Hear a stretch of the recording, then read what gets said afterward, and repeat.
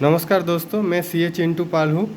आज हम बात करेंगे नया 3 डेज जीएसटी रजिस्ट्रेशन प्रोसेस जो आज ही से चालू हुआ है। इस रजिस्ट्रेशन प्रोसेस के लिए सीबीआईसी ने 31 अक्टूबर 2025 में ही मतलब येस्टरडे एक नोटिफिकेशन डाला। उस नोटिफिकेशन नंबर 18/2025 सेंट्रल टैक्स, उसमें बताया इस जीएसटी 3 डेज जीएसटी रजिस्ट्रेशन के बारे में, और ये रजिस्ट्रेशन प्रोसेस एप्लीकेबल होगा 1 नवंबर 2025 से। तो आज 1 नवंबर 2025 ने ये जीएसटी पोर्टल में चालू भी हो गया, और इसका एक एडवाइजरी भी दिया सीबीआईसी ने। ये 3 डेज जीएसटी रजिस्ट्रेशन प्रोसेस चालू हुआ रूल 14A के अंदर, central goods and service tax rule 2017 के अंदर। ये एक सिंप्लीफाइड जीएसटी रजिस्ट्रेशन प्रोसेस है। इस रूल्स का रिक्वायरमेंट क्या है? इस रूल का मेन रिक्वायरमेंट हुआ, अगर टैक्स पेयर का खुद का असेसमेंट के बाद उसका टैक्स लाइबिलिटी 2.5 लाख से नहीं क्रॉस करेगा मंथली में, सीजीएसटी, एसजीएसटी, आईजीएसटी और कंपाउंड सेस लेके, तो वो टैक्स पेयर इस स्कीम के अंदर रजिस्ट्रेशन के लिए लायबल हो जाएगा, एलिजिबल हो जाएगा। लेकिन उसको एक चीज़ ध्यान रखना पड़ेगा, एक स्टेट में एक ही रजिस्ट्रेशन एक टैक्स पेयर ले सकता है अंडर दिस स्कीम।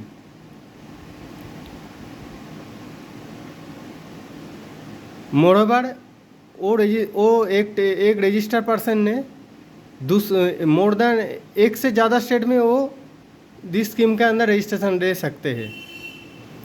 इस रजिस्ट्रेशन का जो मेन फीचर्स है आपको ध्यान रखना पड़ेगा। इस रजिस्ट्रेशन प्रोसेस के लिए आपको, तो जो मैंने पहले ही बोला, 2.5 लाख का वो एलिजिबिलिटी देखना पड़ेगा।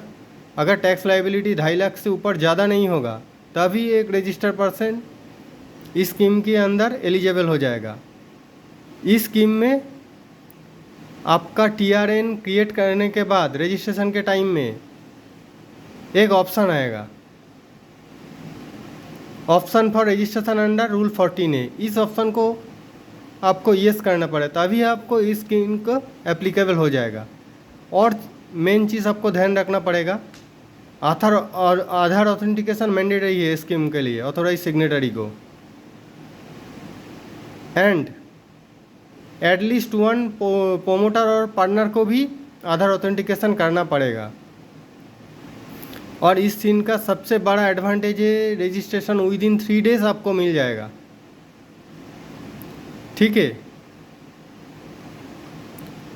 लेकिन एक चीज़ और भी आपको याद रखना पड़ेगा, अगर आप इस स्कीम से बाहर जाना चाहते हो तो आप जिस डेट से जीएसटी रजिस्ट्रेशन के लिए इफेक्टिव हो उस डेट से आपका डेट ऑफ विथड्रॉल तक आपका रिटर्न पेंडिंग नहीं रहना चाहिए।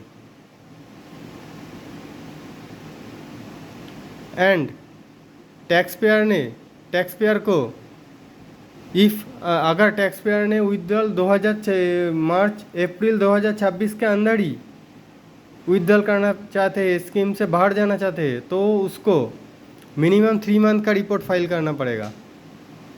अगर वो 1 अप्रैल 2026 के बाद में अगर इस स्कीम से बाहर जाना चाहते हैं तो उसको 1 टैक्स पीरियड का रिटर्न तो उसको फाइल करना ही चाहिए। और एक चीज़ ख्याल रखना पड़ेगा, कोई amendment, cancellation for application registration कोई पेंडिंग नहीं रहना चाहिए इस स्कीम से बाहर निकलने के लिए।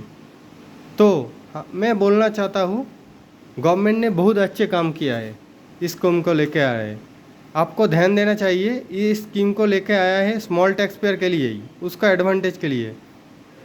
एक तरफ गवर्नमेंट बोलता था आप लोग रजिस्ट्रेशन कर लीजिए, और दूसरे तरफ रजिस्ट्रेशन मिलने बहुत प्रॉब्लम हो जाता था, इसलिए टैक्स पेयर ने बहुत झमेला में पड़ता था।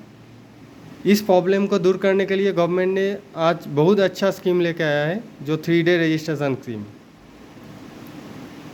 तो मैं बोलना चाहूँ, ये गवर्नमेंट का बहुत अच्छा इनिशिएटिव है। इसका वजह से जीएसटी रजिस्ट्रेशन प्रोसेस और भी ट्रांसपेरेंट हो जाएगा और इसको स्पीड भी बढ़ जाएगा। तो धन्यवाद फ्रेंड्स। और एक चीज़ मैं बोलना चाहता हूँ, अगर आपको इस वीडियो को अच्छा लगा आप लाइक करें, शेयर करें और सब्सक्राइब भी करें। धन्यवाद फ्रेंड्स।